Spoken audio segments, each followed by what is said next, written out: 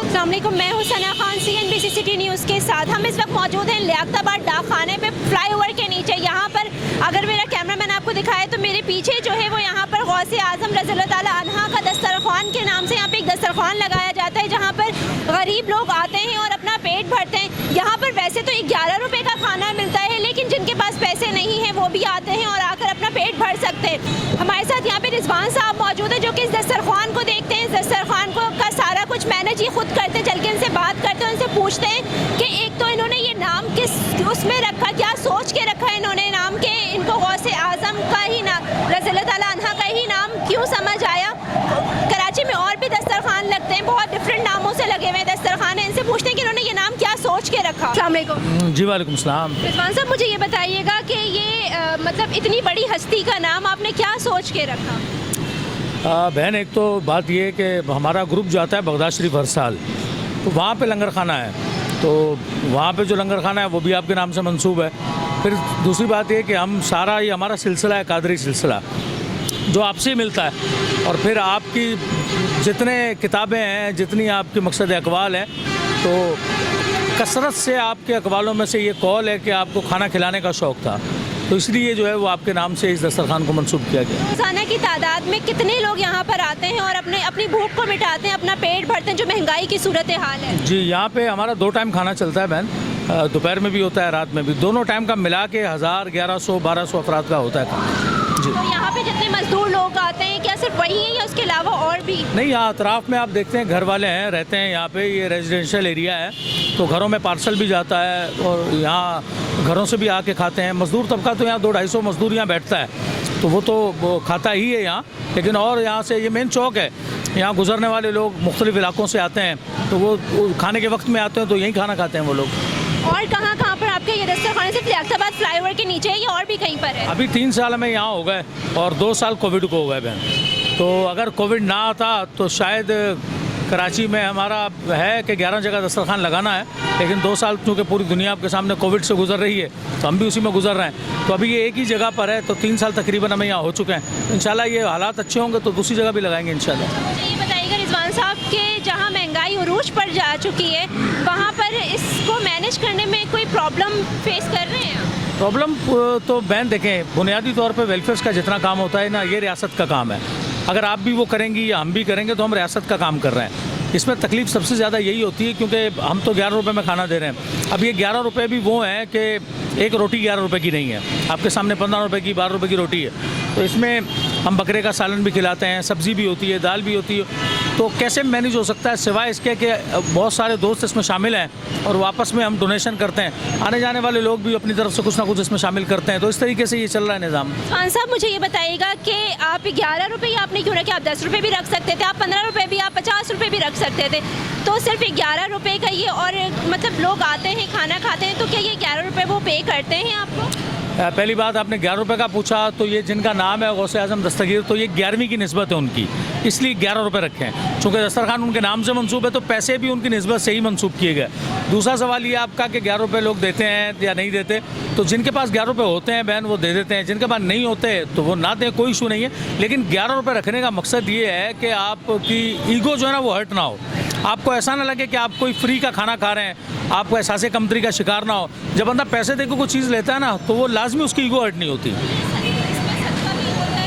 ये नफली सदका इसमें हम शामिल करते हैं। ज़कात के पैसे हम खाने में शामिल नहीं करते हैं जी। ज़कात के पैसे जो है वो दूसरे कामों में इस्तेमाल किए जाते हैं। जी, ये थे हमारे साथ रिजवान साहब, गौसे आज़म रज़ियल्लाहु ताला अन्हा के दस्तरखान के जो यहाँ पर करता धरता हम इनको बोल सकते हैं, क्योंकि यहाँ पर सारा कुछ मैनेज ये खुद कर रहे हैं। आपने इनकी बात सुनी कि 11 रुपये में जो है वो यहाँ पर खाना खिला रहे होते हैं। 11 रुपये बहुत मामूली सी रकम है। अगर हमारी गवर्नमेंट, कोई भी गवर्नमेंट अगर जाग जाए तो शायद इन जैसे लोग जो हैं वो दस्तरखान ना लगाएं, ना लोगों का पेट भरे। अगर ना भरे तो लोग यहाँ पर भूख से मर जाएं, जो हमारे मुल्क की इस वक्त हालत हुई हुई है। जी, हमारे साथ यहाँ पर दस्तरखान के एक और अहदेदार मौजूद हैं जो कि यहाँ पर दस्तरखान को मैनेज करते हैं। मैं इनसे पूछूंगी कि इनको दस्तरखान को मैनेज करने में जो है वो क्या क्या मुश्किलात का सामना करना पड़ता है, लोगों को किस तरह से वो जो है वो फेस कर रहे होते हैं। जी, अस्सलाम वालेकुम अरशद साहब। वालेकुम सलाम। सर, मुझे ये बताइएगा कि इस दस्तरखान को मैनेज करने के लिए आपको क्या क्या प्रॉब्लम को फेस करना पड़ता है? देखिए, सबसे पहले तो हम ग्राउंड में बैठे हैं, सबसे पहले तो एनवायरनमेंट काफ़ी असरअंदाज होता है। कराची जैसा शहर है और सफाई सुथराई के निज़ाम भी आपके सामने है, तो हमें काफ़ी मोहतात अंदाज में खाना चलाना पड़ता है। दूसरी तरफ ये कि बाकी तो अल्हम्दुलिल्लाह कोऑपरेट करते हैं लोग, डीएमसी के इदारे हैं या पुलिस का महकमा है, वो वैसे तो कोऑपरेट करते हैं। अदरवाइज़ फ़ंड का इशू रहता है। ज़ाहिर है इतना बड़ा सेटअप है, 2 टाइम हम खाना खिलाते हैं, तो 1200-1000 आदमी का खाना खिलाना, या आप समझते हैं कि इस वक्त, इस दौर में, इस महंगाई के इस दौर में कितना मुश्किल है। बिल्कुल, रिजवान साहब ने कहा कि खाना यहाँ से पार्सल भी जाता है रिहायशी घरों में, तो क्या किस तरह से आप लोग, क्योंकि और जो इदारे हैं वो पार्सल नहीं दे रहे होते, वो ये कहते हैं कि आएँ और खाएँ। देखिए, हमारा मर्दों का तो बिठाकर हम खिलाते हैं। दूसरा ये कि लेडीज़ जो हैं बेचारी, अब ऐसा है कि यहाँ पर ये एरिया में काम करने वाली लेडीज़ भी ज़्यादा हैं, तो वो शाम को आती हैं, तो उन्हें हम पार्सल बाकायदा बनाकर अच्छे से अच्छा कोशिश करते हैं कि उन्हें सही पार्सल बनाकर घरों में दिया जाए। गवर्नमेंट से कोई दरख्वास्त या कोई अपील करना चाहेंगे, क्योंकि ये काम तो वैसे गवर्नमेंट का है। नहीं, गवर्नमेंट से क्या मतलब, पहले इतनी सारी रिक्वेस्टें पेंडिंग में हैं, तो बस ये है कि हम एक फलाही काम कर रहे हैं, इंसानियत की खिदमत कर रहे हैं, तो गवर्नमेंट ऐसे इदारों को, ऐसे लोगों को सपोर्ट करे। अच्छा, मुझे ये बताइएगा कि आपकी एम्बुलेंस सर्विसेज भी हैं? जी, एम्बुलेंस की भी सर्विस है हमारी। तो ये एम्बुलेंस सर्विसेज सिर्फ कराची तक महदूद है या कराची से बाहर भी हैं? अभी तो सिर्फ कराची तक महदूद है। अभी हमारा प्लान है आगे मुख्तलिफ डिपार्ट में काम करने का, तो हम आहिस्ता आहिस्ता अपनी प्रोग्रेस बढ़ा रहे हैं। जी, यहाँ पर हमारे साथ एक और ओहदेदार मौजूद थे जिनकी गुफ्तगू आपने सुनी कि यहाँ पर इनको काफ़ी सारे जो फाइनेंशियली प्रॉब्लम है वो फेस करने को मिलती हैं यहाँ पर, लेकिन इनका कहना है कि डीएमसी, केएमसी और जो है पुलिस के इदारे इनके साथ काफ़ी कोऑपरेट करते हैं। अगर इन जैसे लोग, खुदा तर्स लोग इस दुनिया में ना हो, तो शायद गरीब इंसान जो है, जो महंगाई की जो हालत हो चुकी है, जिस गवर्नमेंट ने हमें जिस दौराहे पे लाकर खड़ा कर दिया, तो शायद गरीब इंसान एक वक्त की रोटी भी ना खा सके सुकून से। इसके बाद मैं आपको लेके चलती हूँ लियाकताबाद मार्केट में, वहाँ पर हम चलेंगे और वहाँ पर हम लोगों से पूछेंगे कि क्या वाकई महंगाई का जो जिन है वो वाकई बेकाबू हुआ हुआ।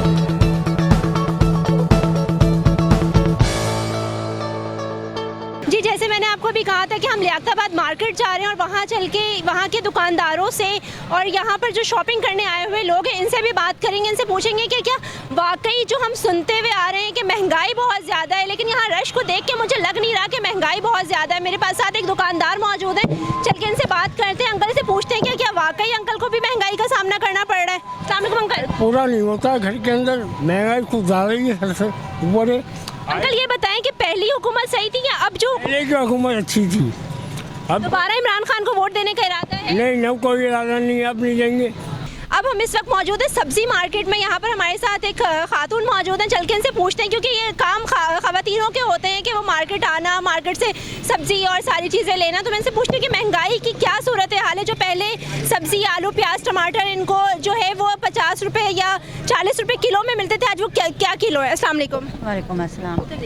जी, पहले जो मिलते थे तेल होता था जैसे 250 रुपये, फिर 300, अब थोड़े दिन पहले लेकर गए हैं तो बोला 340, अब पूछ के आए हैं, कोई बोल रहा है 380, तो कोई बोल रहा है 360। तो गरीब बंदा कहाँ जाए, वापस जा रहे हैं, अभी लिया नहीं है। तो मतलब आपने कीमत सुन के ही आपने वापस? तो क्या करें, क्योंकि गरीब बंदा तो इतनी अब लें, इतनी चीज़ लें, तो आटा नहीं मिल, आटा देखो पहले 60 रुपये किलो, फिर 70, अब 100 रुपये किलो फाइन आटा ले रहे हैं, या दूसरा मिक्स आटा। गरीब बंदा तेल लें, सब्जी लें, क्या लें, एक चीज़ लेते हैं तो दूसरी नहीं, दूसरी ले तीसरी नहीं। महंगाई इतनी कर दी, इतनी कि गरीब कुछ नहीं कर सकता। बस दाल रोटी जो थी, दाल भी इतनी महंगी है कि सब्जियों से ज़्यादा।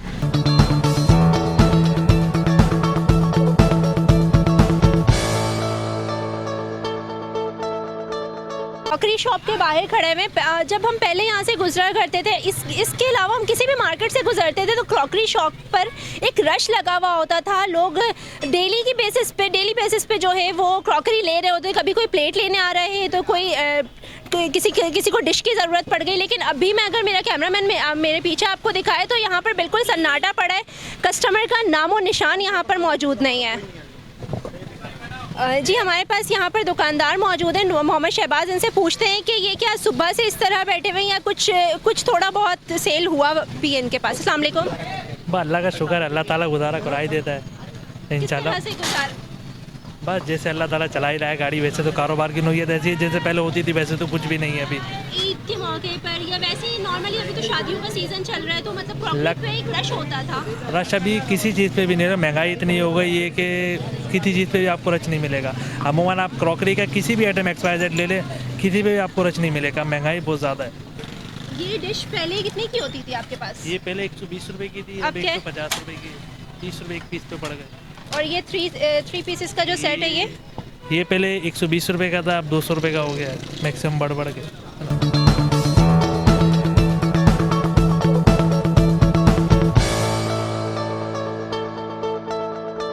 मुझे बताइएगा कि महंगाई की क्या पोजीशन है इस वक्त लियाकताबाद मार्केट में? भाई महंगाई का तो ये आलम है कि हर आदमी परेशान है। जो ग्राहक आता है इधर कहता है कि भाई हम क्या करें, पीछे से हमारी हालत ख़राब हो गई। जो इस 2 साल में जो महंगाई हुई है वो कमर तोड़ महंगाई हुई है। ख़रीदार कम हो गए, देखें सन्नाटा है पे बैठे हुए हम, दुकानदारी भी ख़राब हो रही है। लेकिन आप लोग भी तो ये करते हैं ना कि अगर बैग एक चीज़ मिसाल के तौर पे ये बैग है, ये बैग अगर 300 रुपये का तो आप उसके 800 रुपये क्यों बताते हैं? नहीं, ऐसा नहीं है। लालू खेत में ख़ास तौर पर ऐसा नहीं। मैं आपको बता दूँ, यहाँ सबसे सस्ता बाज़ार लालू खेत का है। यहाँ पे 150 रुपये में सामान बिक जाता है, बड़ा से बड़ा सूटकेस बिक जाता है। अगली हुकूमत किसकी होनी चाहिए, क्या कह रहे हैं? देखिए, अगर ऐसी हुकूमत रही तो इसको तो ना आना ही बेहतर है। इसलिए कि फिर हमारे तो गले में फांसी का फंदे वाली बात है कि बच्चे भूखे मरेंगे, लोग फांसी का फंदा लगाएंगे, खुदकुशी करने में मजबूर हो जाएंगे लोग। लोगों पर रोज़गार नहीं होगा तो क्या करेंगे? बच्चे फाके, अगर बच्चे फाके हैं तो बेचारा तो वैसे मर जाएगा वो। तो इसलिए चाहिए कि जो भी हुकूमत आए उसको तो अल्लाह के वास्ते कहता हूँ कि वो अपना महंगाई को कंट्रोल करे ताकि गरीब आवाम जो ना जिए। आने से पहले तो बड़े-बड़े वादे करते हैं। हाँ, लेकिन वो वादे सिर्फ धरे के धरे रह जाते हैं। ये नाम के वादे होते हैं, काम के कोई नहीं होते।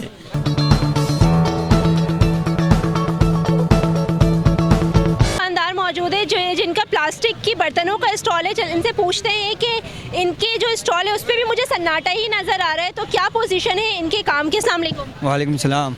मुझे ये बताइएगा कि आपका जो स्टॉल है वो प्लास्टिक के बर्तनों का है, तो ये क्या सुबह से ऐसे सन्नाटा पड़ा हुआ है या कुछ गया भी है? महंगाई इतनी हो गई है, बोले तब्दीली लाई है, तब्दीली पता नहीं कौन सी आई है, महंगाई का तूफान आया हुआ है। इस वक्त आप मार्केट की देख रहे हैं पोजीशन कैसी हो रही है। तब्दीली ने ऐसा मार दिया, हमें नया पाकिस्तान नहीं चाहिए, पुराना ही पाकिस्तान चाहिए। तो ये तब्दीली ही तो है। इमरान खान ने कहा तो था कि तब्दीली, तो ये तब्दीली महंगाई तब्दीली नहीं है। अभी तो महंगाई करने के बाद भी बोले घबराना नहीं है, अभी से रिलैक्स होके बैठे रहो। बोले 5 साल भी आने वाले हमारे ही है, ये बोल रहे। तो आपको क्या लगता है कि आपको वोट देना चाहिए? अरे आप किसी को कोई भी वोट नहीं दो। अब जब इनके ऊपर इलेक्शन आते तभी आते कि हमें वोट दो, हमें ये करो वो करो। अब बेकार है ये। तो आप भी लोग दौड़ दौड़ के जाते हैं कि हमें वोट देना चाहिए। वोट अब किसी को भी नहीं, सोच समझ के वोट दो, वोट का राय हक इस्तेमाल करो। जी, हमारे साथ यहाँ पर एक अंकल है जिनका मेरे ख्याल से चप्पलों का स्टॉल है, वो अपना स्टॉल जो है वो समेट चुके हैं, तो मैं उनसे पूछूंगी कि अंकल की कितने की जो है वो आज इन्होंने सेल की है। अस्सलाम वालेकुम अंकल। वालेकुम अस्सलाम। आज सुबह से कितने की सेल की अंकल? मैंने 2500 रुपये की दुकानदारी की है। अच्छा, और इससे पहले? इससे पहले तो हमारी 4500 5000 की दुकानदारी थी। अब जो है लोगों की तनख्वाह बजाय महीने भर के 15 दिन में ख़त्म हो जाती है। और इमरान खान साहब को क्या मैसेज देना चाहेंगे आप? इमरान खान से हम यही कहेंगे कि खुदारा गरीबों खाल कर हम ये स्टॉल लगाते हैं, मतलब ऊपर से चीफ जस्टिस साहब का ऑर्डर है कि स्टॉल वगैरह ख़त्म किए जाएँ। अब हम बताएं, हम बुढ़ा आदमी हूँ, मैं 70 साल की मेरी उम्र है, मैं कहाँ जाके रोज़ी कमाऊँगा? मैं कहाँ रोज़ी कमाऊँगा? नौकरी हमें नहीं मिलेगी, कोई हमारा कोई करने वाला और है नहीं। अब मैं अपने बच्चों के लिए यहाँ से रोज़ी कमाता हूँ। अब अभी बीच में पथारे जो हटा दिए थे तब आप क्या कर रहे थे उस टाइम पर? घर में बैठे और क्या करते? घर का गुजर बसर कैसे हो रहा था आपका? अब हम किसी के आगे हाथ नहीं बढ़ा सकते, चाहे हम फाके रह लें। यही प्रॉब्लम है कि हम किसी के आगे हाथ नहीं बढ़ा सकते, चाहे घर में फाके बढ़े, हम किसी के आएंगे नहीं, हम फाके में हैं। 3.5 साल तो गुजर गए, आगे बचे 1.5 साल, तो इस 1.5 साल में और कितनी महंगाई होनी है, क्या है? भाई अभी तो हमें ऐसे ही लग रहा है हालात कि और मज़ीद महंगाई है। हम जैसे लोग या तो खुदकशी करेंगे आगे चल के, यही एक हल है और कोई हल नहीं है, क्योंकि इधर हमें रोज़ी नहीं कमाने दे रहे, उधर महंगाई इतनी हो गई, कहाँ से बच्चों को गुजारा करेंगे हम? जी, मैंने आपको सर्वे करवाया लियाकताबाद डाकखाने के फ्लाईओवर से लेकर लियाकताबाद मार्केट तक का। वहाँ पर आपने देखा कि वहाँ पर एक दस्तरखान लगा हुआ था जिस पे लोग आते हैं और अपनी दोपहर की भूख और रात की भूख जो कुछ थोड़ा बहुत उनको मिलता है वो वहाँ से था। तो वो 11 रुपये का खाना, लेकिन वो 11 रुपये भी अगर जिसके पास ना हो तो वो क्या कर सकता है। इसके अलावा लियाकताबाद मार्केट में जब हम आए तो यहाँ के दुकानदारों की जो हालत थी वो भी आप लोगों के सामने। तो खुदारा आवाम पे रहम करे, आवाम को खुदकुशियाँ करने पे मजबूर ना किया जाए। अब होश के नाखून लें और आवाम को जीने दिया जाए, उनको उनके बच्चों के लिए रोजगार कमाने दिया जाए। कैमरामैन आसिफ के साथ Sana Khan, CNBC city news, Karachi. इस वीडियो को लाइक करें, हमारे चैनल को सब्सक्राइब कर बेल आइकन जरूर प्रेस करें हमारी न्यू वीडियो सबसे पहले देखने के लिए।